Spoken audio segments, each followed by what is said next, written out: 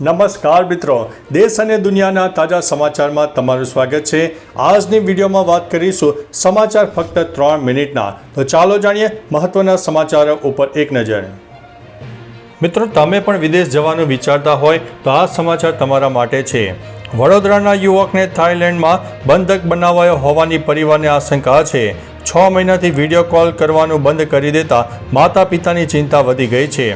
પુત્રને પાછો લાવવા માટે સરકાર પાસે મદદ માંગવામાં આવી રહી છે। એટલે કે મિત્રો, એજન્ટો દ્વારા જો તમને બહાર મોકલવામાં આવતા હોય તો સંપૂર્ણ ચકાસણી કરી લેવી, કારણ કે આ વ્યક્તિને પહેલાં દુબઈ લઈ જવામાં આવ્યો અને ત્યાંથી અન્ય દેશમાં લઈ જવામાં આવ્યો છે અને ત્યારબાદ તેનો સંપર્ક તૂટી જતાં અત્યારે પરિવારમાં ચિંતાનો માહોલ પણ સર્જાઈ ગયો છે।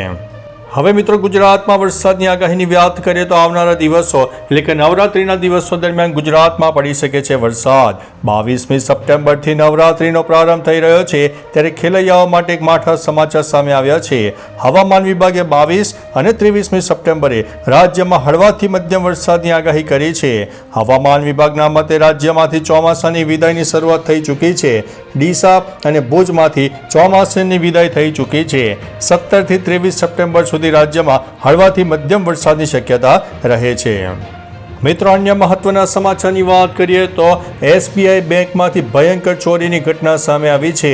વાત છે કર્ણાટકની।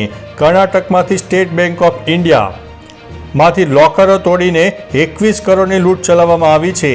સેનાની વર્દીમાં હથિયારધારી લૂંટારાઓ આવ્યા હતા। સ્ટાફ અને કસ્ટમરને પ્લાસ્ટિકના જબલાથી બાંધીને 20 કિલો સોનું લઈને ફરાર થઈ ચૂક્યા છે।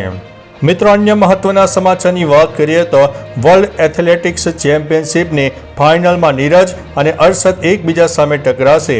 ચોપરાએ ક્વોલિફિકેશન રાઉન્ડમાં 84.85 મીટર અને નદીમે 85.28 મીટર જ્વેલિન થ્રો કર્યો હતો। મિત્રો, અન્ય મહત્વના સમાચારની વાત કરીએ તો મધ્યપ્રદેશમાંથી મોદીએ કહ્યું છે કે નવું ભારત પરમાણુ ધમકીઓથી હવે ડરતું નથી, ઘરમાં ઘૂસીને મારે છે। દેશવાસીઓના પરસેવાથી બનેલી વસ્તુ જ ખરીદવાનો આગ્રહ કરવામાં આવ્યો છે। ભારતીય ચીજો ખરીદીને GST ઘટાડાનો હવે લાભ લેવા માંડો।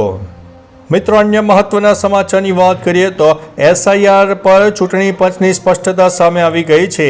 દેશના અડધાથી વધુ મતદારો પાસે કાગળો નહીં માગે।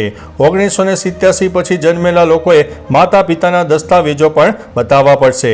મિત્રો, અન્ય મહત્વના સમાચારની વાત કરીએ તો EVM હવે બદલાશે। મતદારોને સરળતા રહે એ માટે ઉમેદવારોના રંગીન ફોટા અને મોટા અક્ષરમાં નામ લખાશે।